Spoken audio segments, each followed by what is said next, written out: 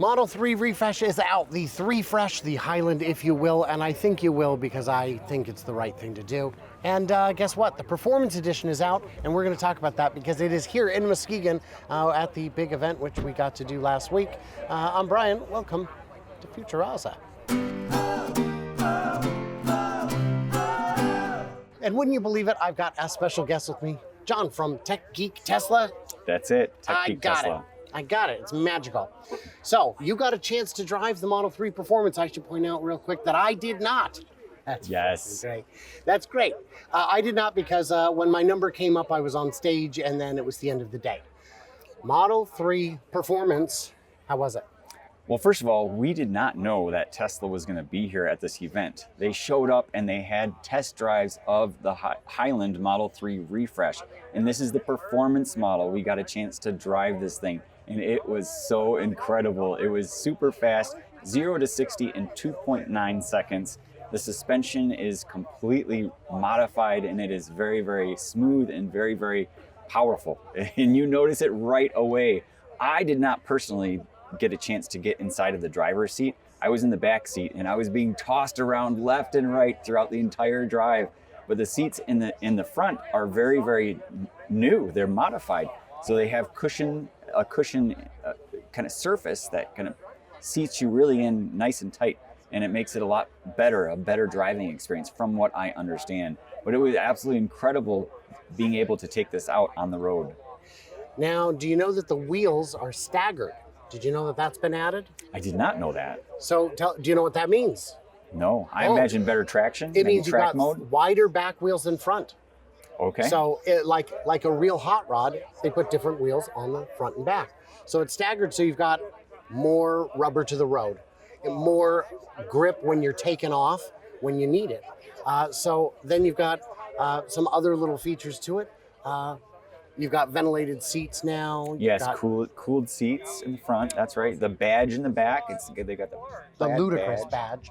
Ludicrous badge. Yeah. I'm trying to think any other features that they there added. A lot track of them, mode. Oh, track mode they've added. Mm-hmm. Yeah, which is, I think track mode should come for free and be sponsored by Goodyear. I think Michelin should get in on this and just say, free track mode, we'll pay for it. Yeah. Because you'll have some fun.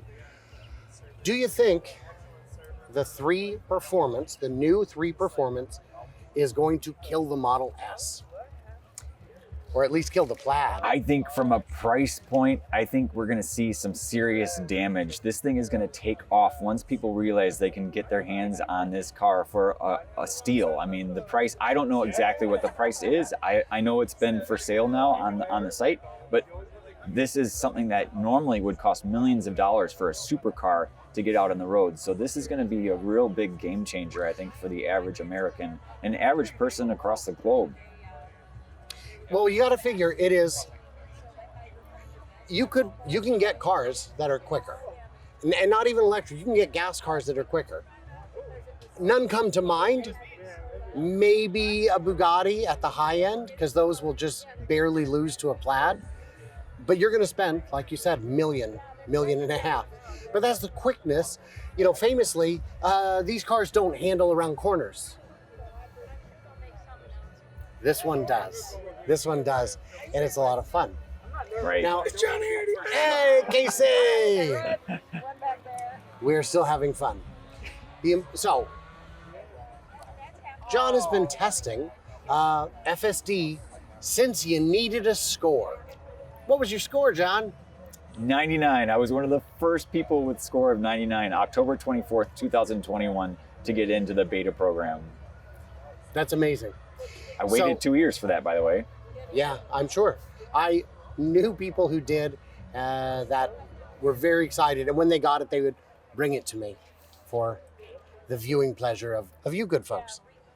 Now you see it change. You've seen it. You've seen a couple changes, haven't you? I have. So throughout the years that I've been testing it, now 2.5 years coming up, it's improved greatly. So I am on 12.4.1, the latest version. It went out after the employees to a select group of testers are now, I don't think they even would call us testers anymore, to be honest with you. And it's still, it's considered supervised software, but you still need to pay attention. Now, the biggest advantage of 12.4.1 is you don't need to touch the wheel anymore. Yeah. Now you still get the blue flashing bar at the top, but the minute that appears, instead of touching the steering wheel to make it go away, you simply look straight ahead. And that is a big game changer. And I can't emphasize enough how much of a difference it is that to experience it when you don't have to touch the wheel. It feels like a different software. So there's a bunch of different wheel nag defeat devices out there, cheats, if you will. So you're telling me the newest cheat is your eyeballs. That's correct. So you got 12.4.1. Did you find any regressions? A couple minor things, but I think they're going to be worked out soon, and that's why it's been halted a little bit for a wider release. Namely, getting over. Sometimes when you're going straight, if the road branches off, it tends to kind of go over into that branch, and it's not supposed to do that. That would be one area. The other area that I kind of have witnessed is the speed control. So previously you could use the right scroll wheel to modify the speed, but now you almost always have to use your foot.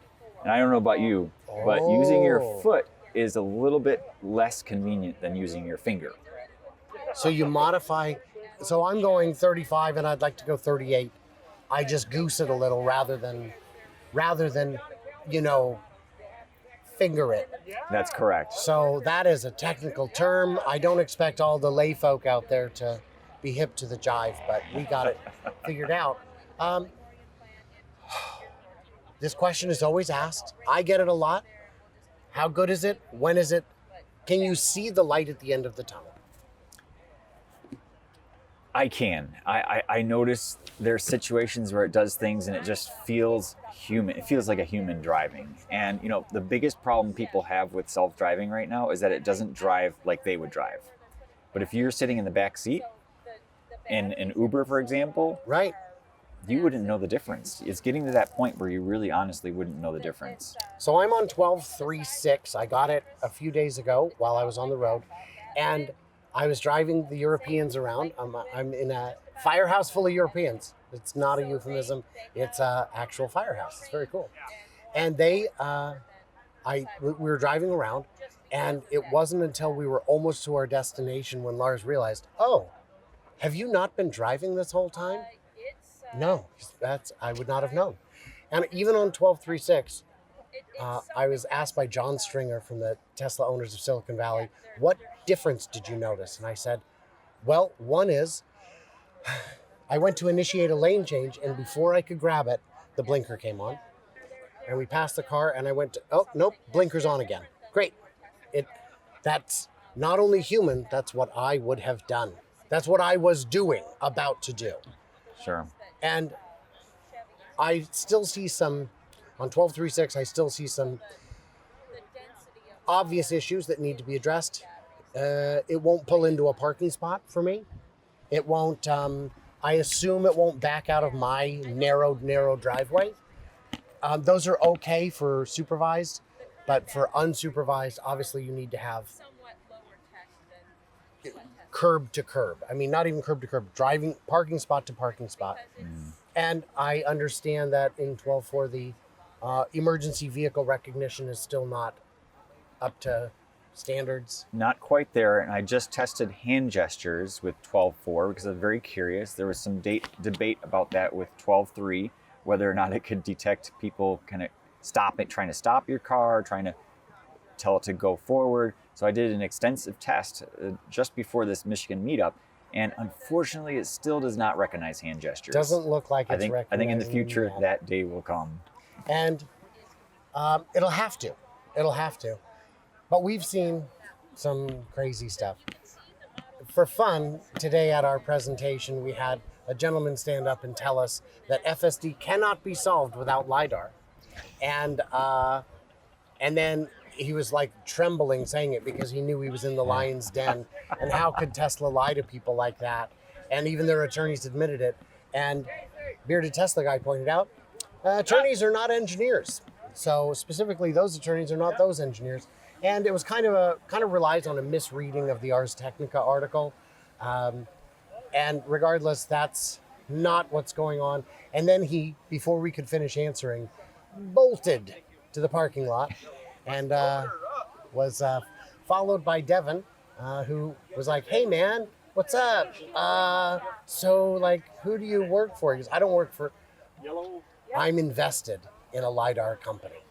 And so we're all like, there you go. there you go. That's fine. I get it. I get it. And I'm not saying he bet on the wrong horse. I'm saying that he didn't bet on the only horse. He thought that was the only horse in the race, was LiDAR. So, I mean, good luck. So, it's going to be getting dark. You can see it's already getting a little Yeah, we dark. got an exciting light show coming up. Wrap it up. We will put a clip of the light show into this video this time, I promise. Or my name isn't Roshan. So, everybody else, what did we miss? What did we misunderstand? What are you most excited about the Model 3 performance, the 3Fresh, the Highland? And if you would, do me a favor, head on over, link in the description, check him out. He does fantastic work and doesn't get enough love, except from me. Thanks, buddy. You bet. Brian is the man. If you're not following him already, check him out on all the social media channels. It does great content. I appreciate that.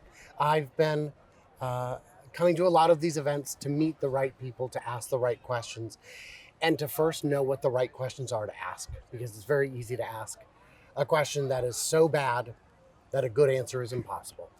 I feel like we've heard that somewhere. So everybody else, like, subscribe, do the usual. Stay tuned, stay juicy, and I cannot wait to hear from you clever robots right now when we show a little bit of that light show.